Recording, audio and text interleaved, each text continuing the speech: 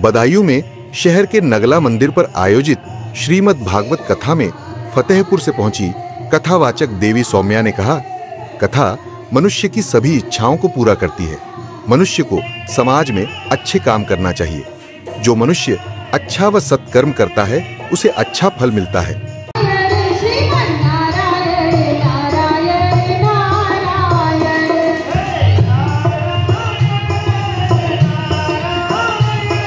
आप हैं राजेश्वर सिंह जी पटेल जी, जिनके द्वारा नगला मंदिर में देवी सौम्या जी को कथावाचक के रूप में बुलाया है। आप दो शब्द कहना चाहेंगे? माँ के काली देवी नगला सर की बदायूं में जो मंदिर है वो सिद्धपीठ मंदिर कहलाता है और इसमें नवरात्रों में भारी संख्या में यहाँ श्रद्धालु रहते हैं और उनको संस्कारवान बनाने हेतु हमने कथावाचक, हम और हमारे समस्त मित्रगण और समस्त साथियों द्वारा कथावाचक देवी सौम्या जी को जो फतेहपुर से चलकर यहाँ आई हैं, उनका भागवत कथा कराई जाएगी। कथावाचक और जो भागवत कथा है वो दिनांक 23 सितंबर 2025 से 29 सितंबर 2025 तक रहेगी और जिसमें जो समय है वो शाम 3 बजे से शाम 6 बजे तक रहेगा और उनके प्रवचनों को सुनने हेतु सभी श्रद्धालु भारी संख्या में उपस्थित हों। नमस्कार दोस्तों, ITN न्यूज चैनल में आपका स्वागत है। आज हमारे साथ जो मेहमान हैं कथावाचक देवी सौम्या जी। नमस्कार देवी सौम्या जी, राधे राधे। मैं जिला फतेहपुर उत्तर प्रदेश से ही हूँ और मेरी शिक्षा दीक्षा सभी मेरे गृह जनपद से ही हुई है और हमेशा से अध्यात्म में रुचि थी, पारिवारिक माहौल ऐसा था और साथ ही साथ मैंने समाज में विभिन्न प्रकार की ऐसी देखी, आजकल जो बदलाव का एक माहौल चल पड़ा है, बच्चों में संस्कारों की कमी हो गई है। तो मैंने अपनी जो संकीर्तन यात्रा प्रारंभ करी तो उससे भी पूर्व में संस्कार शालाओं पर काम किया और आज हमारी 5 संस्कार शालाएं चल रही हैं, जिसमें विभिन्न ऐसे बस्तियों के बच्चों को जिनसे जो हमेशा से दूर थे धर्म से, संस्कारों से और जिनमें नशा करने की प्रवृत्ति थी, जो सनातन से दूर होते जा रहे हैं, हमारी संस्कृति से दूर होते जा रहे हैं, उनको आपने जोड़ने के लिए जी इस रास्ते को चुना। जी बिल्कुल, ये बीड़ा इसीलिए उठाया क्योंकि ऐसे बस्तियों में बच्चे धर्म से पूर्ण रूप से दूर हो चुके हैं और यहाँ तक कि उनके घर वाले भी धर्म परिवर्तन तक कर रहे हैं। हमने उन पे काम किया और इस चीज की हमें काफी अपने गृह जनपद से बहुत ख्याति भी प्राप्त हुई है और जिससे हमारा उत्साहवर्धन होता रहा। फिर आपके दूरदर्शन में भी हमारे बच्चों की स्टोरीज चली हैं।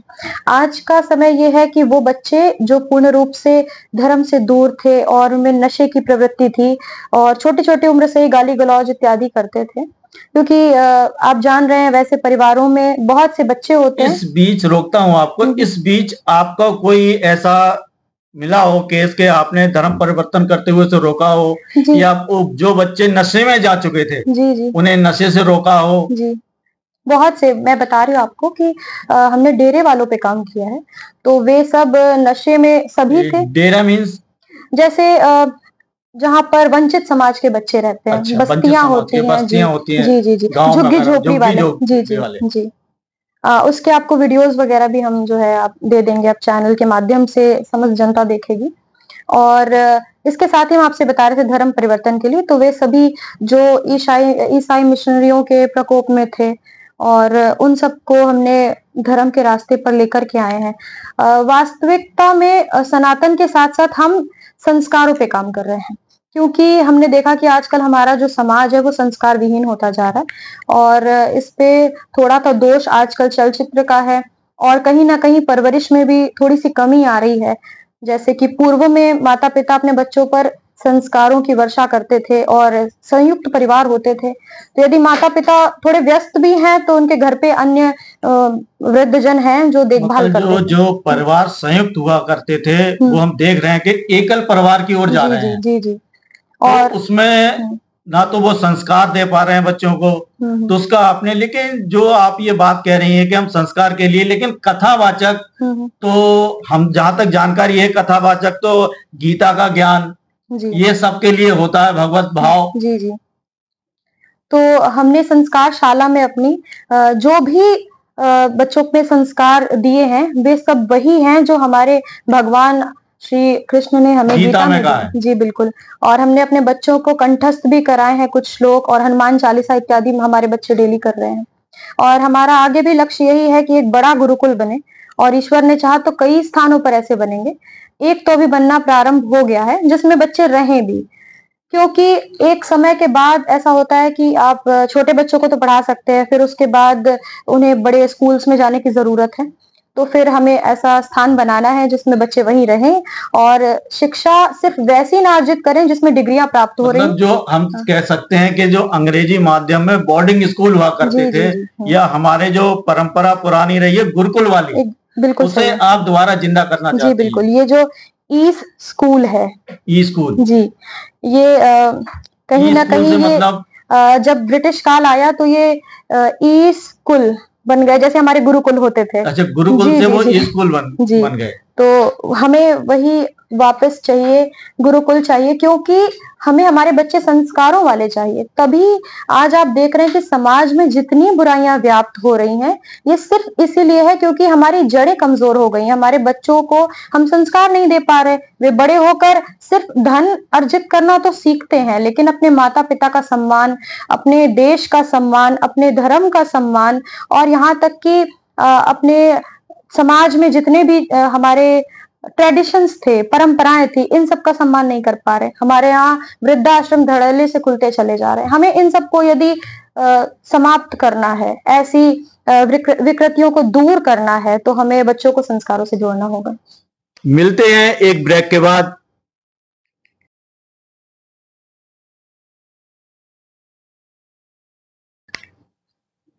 ब्रेक के बाद आपका फिर से स्वागत है।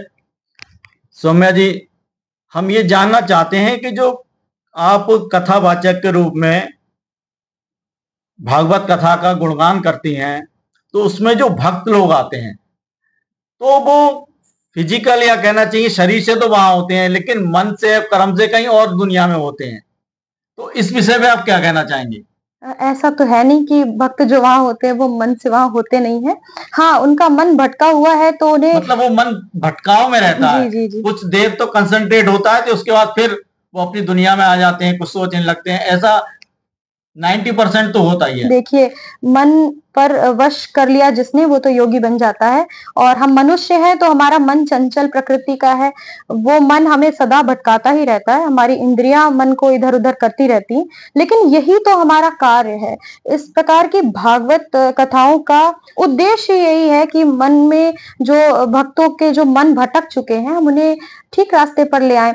मन को यदि माधव से जोड़ेंगे तो वो मुक्ति का साधन बन जाएगा, और यदि मन विषय भोगों में आसक्त रहेगा तो फिर बंधन का कारण बन जाएगा। आपने मुक्ति की बात करी जी, तो मुक्ति क्या चीज है? लोग कहते हैं कि 84 योनियों के बाद मनुष्य जन्म मिलता है, और इस जन्म में जो व्यक्ति भगवान की आराधना या करता है उसे मुक्ति मतलब दोबारा जन्म नहीं मिलता है। ये सही है क्या? जी जी बिल्कुल। देखिए, हम अपने जीवन में जब अच्छे कर्म करते हैं तो हमें उच्च योनियों में जन्म मिलता है, और मनुष्य योनि सबसे उच्च है। यदि हम और अच्छे कर्म करेंगे तो हमें इससे ऊपर के लोकों में जन्म मिलेगा। लेकिन यदि कोई मनुष्य भगवान को सच्चे हृदय से अपने अंदर विराजमान कर लेगा, तो फिर ऐसे भक्तों को 84 लाख योनियों में भटकना ही नहीं पड़ता, और ऐसे भक्तों को भगवान अपने श्री धाम बुला लेते हैं। मतलब कि बार बार जीवन मरण के चक्कर से ही मुक्ति मिल जाती है, वही मोक्ष है। अभी कुछ दिनों पहले का वाक्य है, एक तो लखीमपुर खीरी में एक कथावाचक जी थे, वो 3 दिन से कथा कर रहे थे, चौथे दिन पता चला वो मौर्य जी हैं। तो उन्होंने सर्व समाज से माफी मांगी, लोग उन्हें पंडित जी समझ रहे थे, और एक यादव जी का भी प्रकरण था जो कथावाचक थे। तो ये क्या सही है कि पंडित लोग ही कथावाचक हो सकते हैं, या कोई भी व्यक्ति किसी भी कास्ट का सही वो शिक्षा दीक्षा लेके कथावाचक बन सकता है? देखिए, अब आज के समय में हम क्या कर रहे हैं इससे हमसे कोई मतलब नहीं है। हमने जो शास्त्रों में देखा तो भगवान श्री कृष्ण ने गीता में स्वयं कहा है, चातुर्वर्ण्यम मया सृष्टम गुण कर्म विभागशः तस्य कर्तारमपि माम विद्यकर्तारमव्ययम्। अर्थात हम गुण कर्म के अनुसार ही अपना जात हमें यहाँ पर मिलती है। जैसा व्यक्ति का जो गुण होता है, जैसे वो कर्म करता है, वैसा उसका वर्गीकरण है। जब वर्ण व्यवस्था हुई थी तो उसमें क्षत्रियों को लड़ाई का कार्य दिया गया था, पंडितों को पूजा पाठ का कार्य किया। तो आज जो समाज आ रहा है, जो उसमें मैं ये जानना चाह रहा हूँ कि कोई भी व्यक्ति किसी भी समाज का क्या शिक्षा दीक्षा लेके अध्यात्म के रास्ते से कथावाचक बन सकता है? देखिए, वही मैं आपसे बता रही थी कि जब बच्चा जन्म लेता है तो उसका जात कर्म संस्कार किया जाता था, 16 संस्कारों में से है। उसकी कुंडली देख करके उसके कैसे उसमें रजोगुण है, तमोगुण है या फिर सत्वगुण है, उसके अनुसार ही उसका जात कर्म संस्कार होता था और उसका उसके गुणों के अनुरूप उसे वर्ण दिया जाता था। क्षत्रिय का बेटा क्षत्रिय ही होगा, ये नहीं होता था। तो यही तो मैं कहना चाह रहा हूँ कि आज अगर पंडित का बेटा है तो वो ही कथा कर सकता है क्या? नहीं, ऐसा भगवान ने तो ऐसा नहीं कहा है। अब सांसारिक लोग अगर ऐसा बना रहे हैं तो अलग बात है। एक जो कथा में लोग बैठते हैं, एक भाव से आते हैं जी। एक कथावाचक आया है, तो एक जो लोगों के अंदर भाव होता है, मैंने ये देखा है कि हम अपने घर का दृष्टांत लेते हैं, हमारी मेहरी काम करती है तो उस पर कुछ नहीं होगा, लेकिन कहेगी हमारे गुरुजी आए आज तो हमें 500 रुपए दे दो, हमें भां चढ़ाना है, उसे नहीं है। तो उस भाव को आप क्या कहेंगे? मन में श्रद्धा है और श्रद्धा से ही देखिए भक्ति जो करता है उसे ही भगवान की प्राप्ति होती है। अब गुरु वो हैं जो हमें अज्ञान के अंधकार से निकालकर हमारे आंखों में ज्ञान का काजल लगाते हैं, जिससे हमें जगत में जो हम विभिन्न विषय भोगों में आसक्त होते हैं उनसे दूर होकर सही मार्ग पर चल के भगवान की प्राप्ति कर सकते हैं। तो गुरुदेव के लिए यदि श्रद्धा है तो बड़ी अच्छी बात है। अब अगर उसी 500 रुपए को आपसे मांगकर वो पिक्चर देखने जाएगी तो उससे तो बेहतर है कि वो भागवत में जाके वो 500 रुपए या अपनी श्रद्धा से जो भी है वो, मतलब हमारे जो सनातन धर्म है या हमारी जो परंपरा है जी, तो उसमें किसी भी अध्यात्म से जुड़ने के लिए एक गुरु का होना आवश्यक माना गया है। जी बिल्कुल जरूरी है कि बिना गुरु के ज्ञान नहीं मिलता। तो अध्यात्म लाइन में भी क्या गुरु का होना जरूरी है? देखिए हर या प्रभु कृपा से भी कुछ हो सकता है? प्रभु कृपा से ही हमें गुरु प्राप्त होते हैं। जब तक प्रभु की इच्छा नहीं होगी, हमें यही लगता है कि जैसे आपने पहले भी प्रश्न किया कि क्या उसे करना चाहिए। अगर कोई सनातन को जानता है तो वो जानता है कि एक पत्ता भी हिल रहा है तो भगवान की इच्छा से ही हिलता है। यदि भगवान ने हमारे मुख से अपनी कथा करानी थी तभी हम कह सके, नहीं तो हम अपने आप से तो कोई इंसान कुछ कर ही नहीं सकता। हम सब ईश्वर की इच्छा से ही सब कुछ करते हैं। तो जब भगवान हमें गुरु से मिलाते हैं तो भगवान हमारा भला करना चाहते हैं, हमें धर्म के मार्ग पे प्रशस्त करना चाहते हैं। और जैसे एक किसी भी क्षेत्र में, जैसे आपको यदि डॉक्टर बनना है तो आपको टीचर चाहिए, यदि आपको जर्नलिस्ट बनना है तो भी आपके कोई गुरु रहे होंगे। तो उसी प्रकार से किसी भी क्षेत्र में हमें आगे बढ़ना हो, जब हमें ज्ञान चाहिए तो गुरु चाहिए। देवी सौम्या जी, रुकते हैं एक ब्रेक के लिए, फिर मिलते हैं ब्रेक के बाद।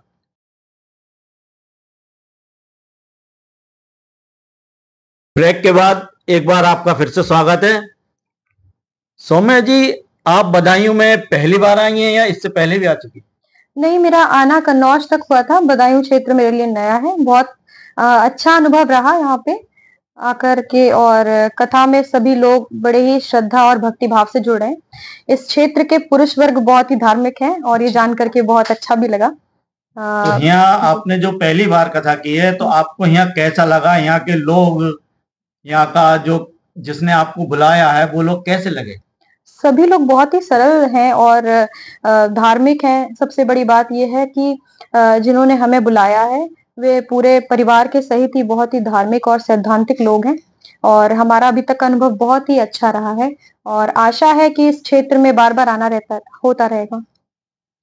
इसके अलावा देवी सौम्या जी, आप धर्म के बारे में क्या कहना चाहेंगी? या बदायूं के लोगों को, या जो नई आपने शुरू में जो बात कही थी कि जो नई जनरेशन गुमराह हो रही है अपने संस्कृति से, अपने कल्चर से, उनके लिए आप क्या संदेश देना चाहेंगी? देखिए, हमने अपनी संस्कृति छोड़ दी है, इसी कारण से हमारा पूरा समाज ही विकृतियों को धारण कर रहा है और हमारे घरों में जो बच्चे हैं वे भी सब संस्कार विहीन हो रहे हैं और इसका खामियाजा सिर्फ ऐसा नहीं है कि किसी और को भुगतना पड़ेगा, हम सबको ही भुगतना पड़ता है, क्योंकि यही बच्चे जब बड़े होते हैं तो ये फिर हमें वैसा सम्मान नहीं देते जैसा कि पूर्व में होता था। जैसे आपने धर्म की बात कही, तो हम भगवान की कथाएं इसीलिए सुनाते हैं कि हमारे बच्चों के आदर्श कैसे होने चाहिए, क्या उनके आदर्श शाहरुख खान और ये पिक्चरों में जैसे दिखाते हैं मारपीट वाले ऐसे होने चाहिए, और या फिर हमारे बच्चों के आदर्श होने चाहिए श्री रामचंद्र जैसे, भगवान श्री कृष्ण जैसे। यदि हमारे बच्चों के आदर्श भगवान श्री रामचंद्र जैसे, भगवान श्री कृष्ण के जैसे होंगे, तभी तो वे अपने माता पिता को सम्मान दे पाएंगे। हमने देखा है जब कथावाचक थोड़ा पॉपुलर हो जाता है तो उसमें राजनीति इन्वॉल्व हो जाती है, वो प्लेटफॉर्म राजनीति की तरफ चला जाता है। नहीं, ऐसा तो हमारी कोई रुचि नहीं है और राजनीति बिल्कुल अलग चीज है और हम धर्म के लिए कार्य कर रहे हैं। और देखिए, सत और सत्ता दोनों अलग अलग बातें हैं, सत्ता और सत दोनों एक नाव में नहीं चल सकती और हम 5 वर्षों की सत्ता के लिए अपने जीवन भर के सत को नहीं छोड़ सकते। नहीं, आप देख लीजिए, कोई भी कथावाचक ले लीजिए आप, पहले तो अपने तक था, फिर वो राजनीति में आ जाते हैं, फिर विधायक भी बन जाते हैं। जी, देखिए, इस पे हमारा दूसरी हमारी राय है। हमने अपने हिसाब से आपको बताया कि हम क्या चाहते हैं, अन्यथा आपने दूसरों की बातें कही तो उसमें हमारा ये मत है कि जो भी हमारा नेता होना चाहिए वो बहुत ही संस्कारवान होना चाहिए, वो बहुत ही सिद्धांतवादी होना चाहिए। यदि हम राजनेता ऐसा चुनेंगे जो सिर्फ बड़ी बड़ी गाड़ियों में चलता हो और उसके ऊपर बहुत से मुकदमे चल रहे हो, तो फिर हमारा कल्याण कैसे होगा? अपितु तो इसकी जगह हम कोई एक धार्मिक व्यक्ति, ऐसा व्यक्ति जो संस्कारों से बंधा हुआ हो, हमारी संस्कृति से जुड़ा हुआ हो, ऐसा व्यक्ति अगर हमारे समाज के का नेता बनेगा तो हमारा समाज बहुत आगे पहुंच सकता है और जितने प्रकार के आप भ्रष्टाचार इत्यादि सुनते हैं वे सब शांत हो जाएंगे। हम तो चाहते हैं हर सीट पर एक धार्मिक व्यक्ति ही बैठे, जैसे कि हमारे उत्तर प्रदेश के मुख्यमंत्री जब से वे ये तो नहीं कह सकते कि गाड़ियों में चलते हैं नेता, हमने कथावाचक भी देखे हैं कि ऐसा तो नहीं कि आप किसी और लाइन में जा रहे हैं, लेकिन इस लाइन में मान सम्मान पैसा गाड़ियां लग्जरी लाइफ है, हम देख रहे हैं संतों को लग्जरी लाइफ जी रहे हैं। देखिए, तो ये तो नहीं कह सकते कि नेता ही सिर्फ गाड़ियों पे चलते हैं, नहीं, संत लोग भी गाड़ियों पे चलते हैं। आपने हमारी बात का अर्थ नहीं समझा। हमारा अर्थ यह है कि गाड़ी होना एक अलग विषय है, गाड़ी तो देखिए कहीं आपको सफर करना है तो चाहिए ही है, लेकिन आज के समय में पहले जो समाज सेवी होते थे वे नेतागिरी में आते थे, लेकिन आज के समय बड़े बड़े उद्योगपति ही हमारे राजनेता बन रहे हैं, जिनके पास शायद कोई भी जनता से अटैचमेंट भी नहीं है और वे सिर्फ पैसों के दम पे चुनाव लड़ रहे हैं। और ये आप भी जानते हैं, आप हमसे बेहतर जानते होंगे क्योंकि आप पत्रकारिता कर रहे हैं।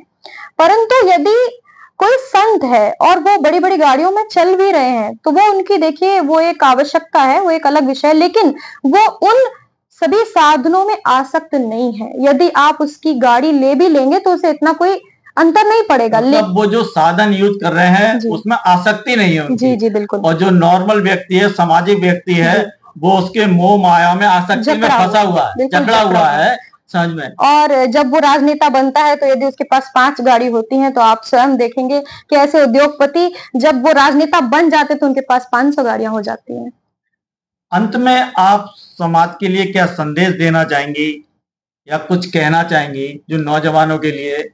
देखिए, हम आपके चैनल के माध्यम से सभी जितनी भी जनता देख रही है उन सबसे यही संदेश देना चाहते हैं कि आप सभी अपने बच्चों को संस्कारवान बनाएं और अपने धर्म से जुड़ के रहें। देखिए, धर्म वो नहीं है जो आजकल हम लोग समाचारों में सुनते हैं। ये सब तो संप्रदाय हैं और कलयुग में विभिन्न संप्रदाय बन चुके हैं, आगे भी बहुत से बनेंगे। धर्म वो है ऐसे कर्म जो धारण करने योग्य है, वही धर्म है, धार्यते इति धर्म। और धर्म के 10 लक्षण हैं।